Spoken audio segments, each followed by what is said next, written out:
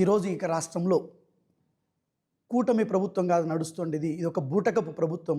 ఎందుకంటే ఈ ప్రభుత్వం అభివృద్ధి వైపు కాకుండా తిరోగమనం వైపు తీసుకెళ్తున్నటువంటి ప్రభుత్వం, దుర్మార్గమైనటువంటి ప్రభుత్వం ఈ ప్రభుత్వం అని చెప్పి సందర్భంగా తెలియజేస్తా ఉన్నా.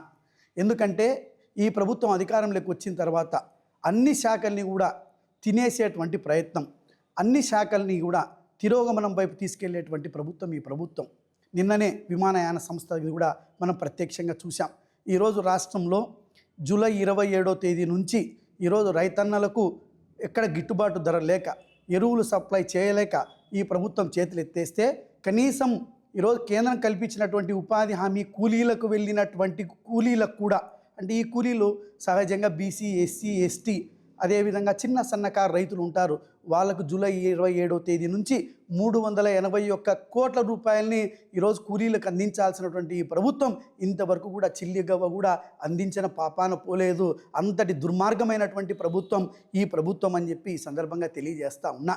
అంతేకాకుండా వీళ్ళకు కేవలం ధనార్జన, ఓటర్లను భయభ్రాంతులను చేసి తమ పార్టీకి, అంటే కూటమి ప్రభుత్వానికి మద్దతుగా నిలబెట్టేటువంటి ప్రయత్నం చేయడమే ఈ ప్రభుత్వం యొక్క ముఖ్య ఉద్దేశం. అందులో భాగంగా వచ్చేటువంటి స్థానిక సంస్థల ఎన్నికల్ని దృష్టిలో పెట్టుకొని ఈరోజు పల్లెల్లో ఎక్కడికెక్కడక్కడ తెలుగుదేశం పార్టీకి మద్దతుగా నిలబడతారా, ఎవరైతే నిలబడరు అటువంటి వాళ్ళందరినీ కూడా, అంటే దాదాపు 18,63,000 కుటుంబాలకు సంబంధించినటువంటి జాబ్ కార్డులను నిర్దాక్షిణ్యంగా ఈరోజు తొలగించినటువంటి ప్రభుత్వం యొక్క చరిత్రలో ఏడైనా ఉంది అంటే అది ఒక కూటమి ప్రభుత్వమే అని చెప్పేసి ఈ సందర్భంగా గట్టిగా చెప్తా ఉన్నాం.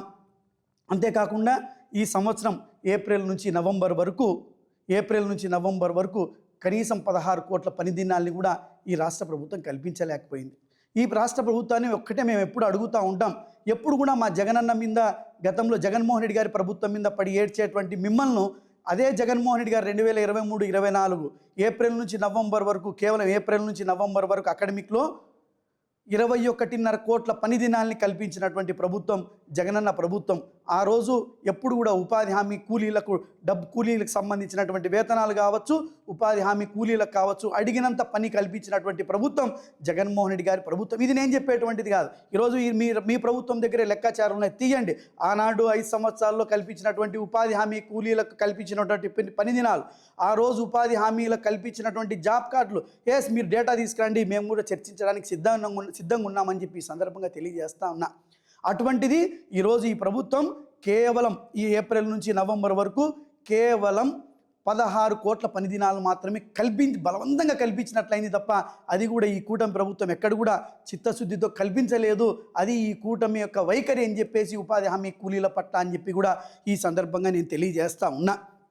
అంతేకాకుండా కేవలం ఈ 6 నెలల్లో, అంటే ఏప్రిల్ నుంచి నవంబర్ వరకు జరిగినటువంటి ఉపాధి హామీ కూలీలలో జరిగినటువంటి నష్టం ఎంత అంటే 5,50,00,000 రమారమి 5,50,00,000 పని దినాల్ని ఈరోజు ఈ రాష్ట్ర ప్రజలు, అంటే ఈ రాష్ట్రంలో ఉన్నటువంటి ఉపాధి హామీ కార్డు కలిగినటువంటి, అర్హత కలిగినటువంటి ప్రతి వ్యక్తి కూడా నష్టపోయినటువంటి శాతం ఎంత అంటే దాదాపు 450 కోట్ల రూపాయలని ఈరోజు రైతు కూలీలు ఈరోజు నష్టపోవడం జరిగింది. ఇది ఎంతవరకు సమంజసం అని చెప్పి కూడా ఈ రాష్ట్ర ప్రభుత్వాన్ని నేను అడుగుతా ఉన్నా.